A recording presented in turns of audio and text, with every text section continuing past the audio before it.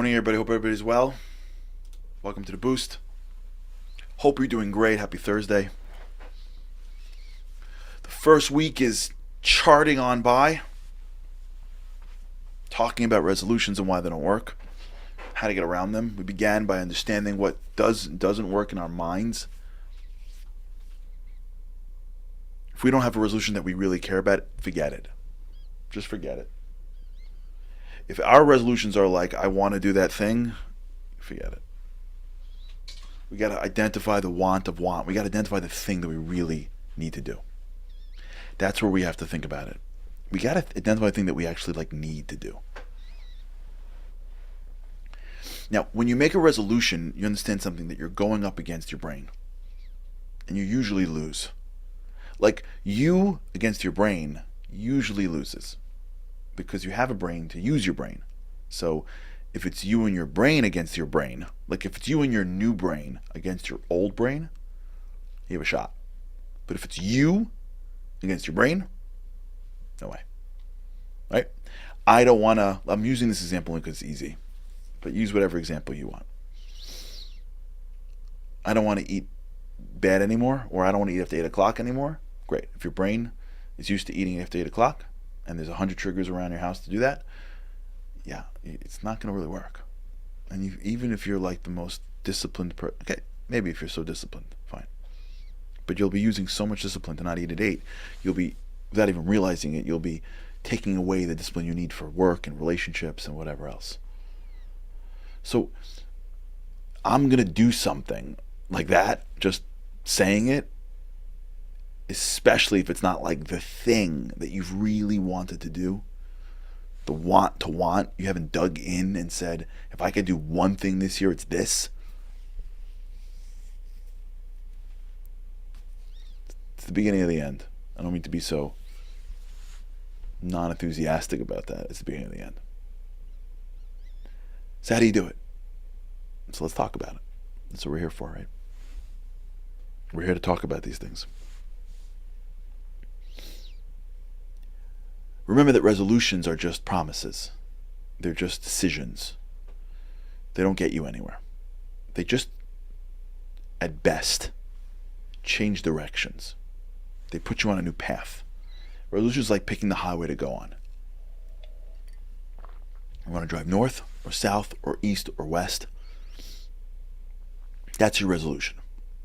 What highway should I take now? But in order for your mind to actually do something, remember, the mind has to be conditioned to do it. And conditioning is small and repetitive. Right? When you hear somebody make bold statements, usually they don't really know how to get there. Sometimes they do. A lot of times they don't. Most innovation that takes place is not macro innovation. Most innovation that takes place is really micro. It's the constant growth of something. And when you see it at the end, it seems macro to you because you haven't spent 3 years in the lab with the team. Right? You don't know that before, the iPhone was like an iPod. There was I don't even remember what it's even called. It's an iPod? Not iPod. The one, which was the one with the music? You know what I'm talking about? For those who are, there are people that don't even know what I'm talking about, by the way. If you remember, there was that music. I think it was called an iPod, right? iPod. I think. Someone's Googling it right now. Or screaming at me through whatever they're listening to. But you remember it, right? It came out a long time ago. Right? It had all the music. You had all the music you ever wanted on it, right? And you scrolled in the thing. Right? You didn't realize how long that took to develop an Apple. And you also didn't realize that the scroll actually came from your lock. When you were a kid, you had that lock. Maybe they have it now. The locker locks? Turnings? That innovation of the turning locks led to the familiar feel of the turning wheel. Right? Which then led to. Each thing was hundreds of little micro steps along the way. that led itself to constant innovation, which then created new and new products. You don't realize that the micro innovation of the company that manufactured the glass that doesn't break when it falls on the floor, that you can press on in order to allow you to have a touch screen. Apple didn't make that. Apple contracted for that. When Apple released the iPhone that first time, they were dropping it and it was shattering. And if you remember BlackBerry, remember BlackBerry? RIM, remember BlackBerry? Well, BlackBerry had plastic. Remember that whole thing? You couldn't touch it, right? You had little keys. Then they produced this thing called the Storm, I believe, which kept on shattering, right? Like, just to get that iPhone glass, that no one just dreamed that up at night. That was hours and days and years of micro innovation until finally the glass and the phone and it came together and the operating system. You don't have things in life because like there's a eureka. You know, when all these great innovators were creating these innovations and inventions, they weren't just eurekaing it. They had books and lab experiments, hundreds. These are micro changes. The world operates through small incremental growth changes. The same way your body works. The same way the world works.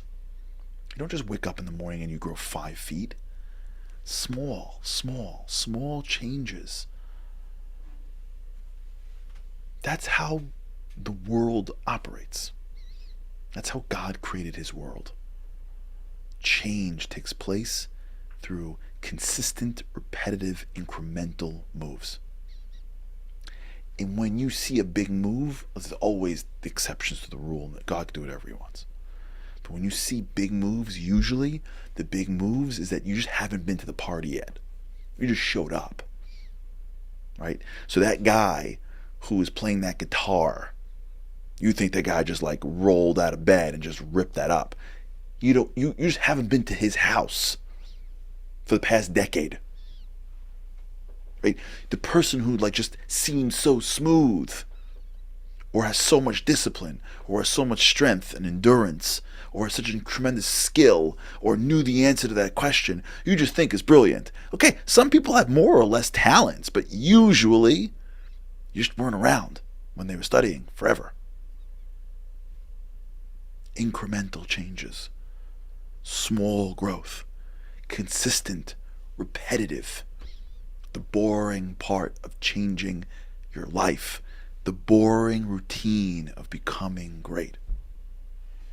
You see, the reason why we don't do it is because the goal isn't exciting enough.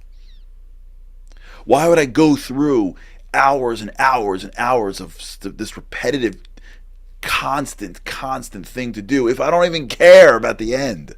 That's why kids don't study when they're teenagers. What's the point? I don't care really.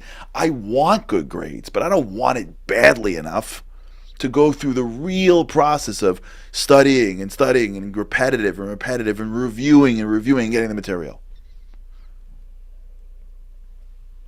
Of course I want to achieve this thing in work. Of course I want to, but I don't want it badly enough that I'm going to give up all these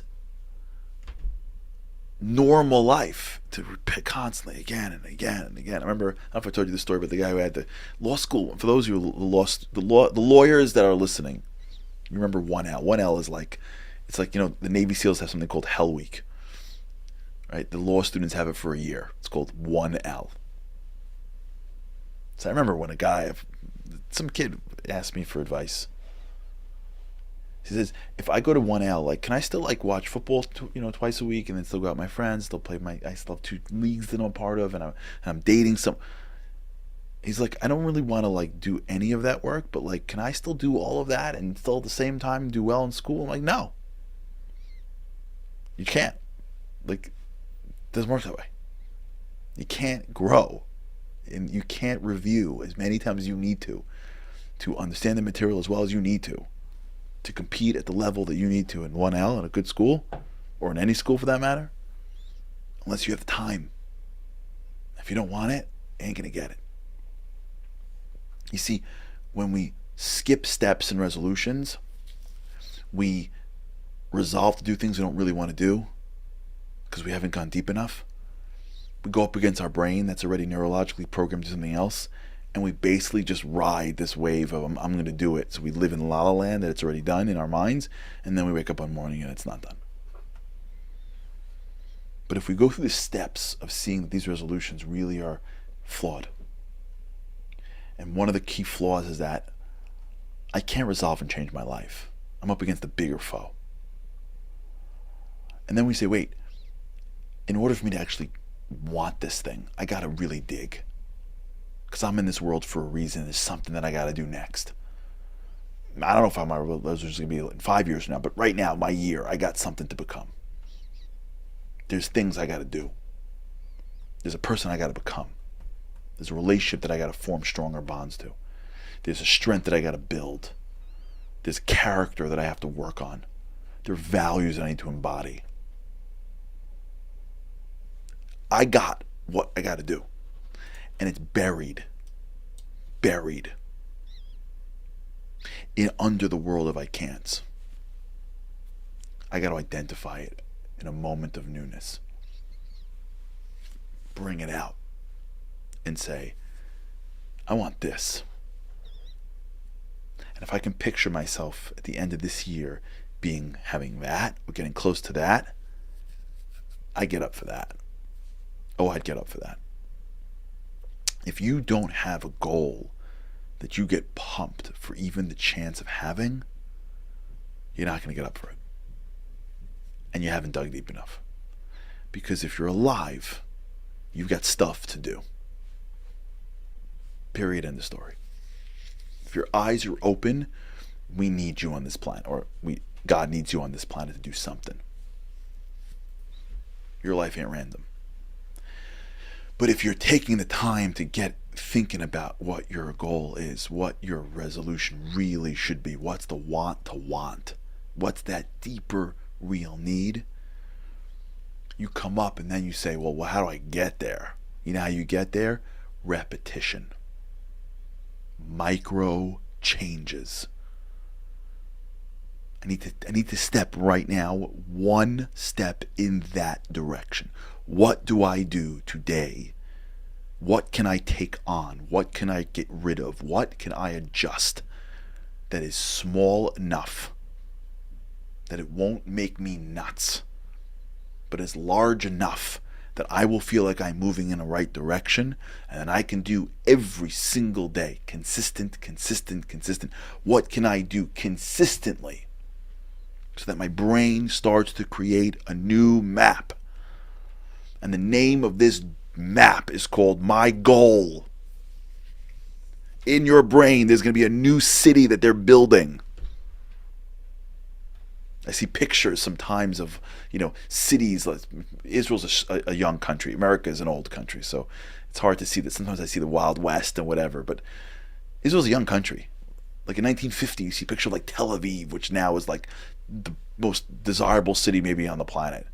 And it was like a sand dune, right? You're thinking, how did they build a city on this thing?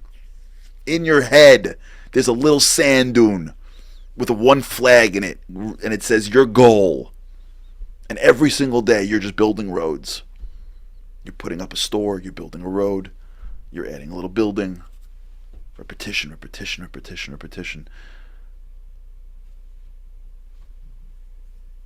You do something small every single day that gets you a little bit closer to your goal. Now you're playing the game. Now you're using your new brain against your old brain. Now we're going somewhere. If you can contrast the I don't want to do it and up against my brain failure of resolutions to I really want to do it and I'm only doing a ritual every single day to get me closer, which is a small repetitive act. Now we're talking. All right, we'll continue this. Everybody have a great weekend. Think about this, if you wouldn't mind. Try to articulate your want to want until you're really excited about it. Try to articulate something you can do that's small and repetitive so that you can start to lay that first dirt road of your new city. Let's do it. Why not? We got one life to live. Let's make it as great as possible. All right, have a great day. God help. With God's help, I cannot wait to see you again next week. Have a great day. Living on a lifeline, the world doesn't ever seem to change. Looking for the sunshine, but you're caught up in the rain. It's like your eyes are wide open, but you cannot see. You're watching life pass you by like 1, 2, 3. Walking in destruction, the winds of life blur your vision. All the devastation forever feels like you're on the run. It's time. No one else can set you free. You're locked inside, and only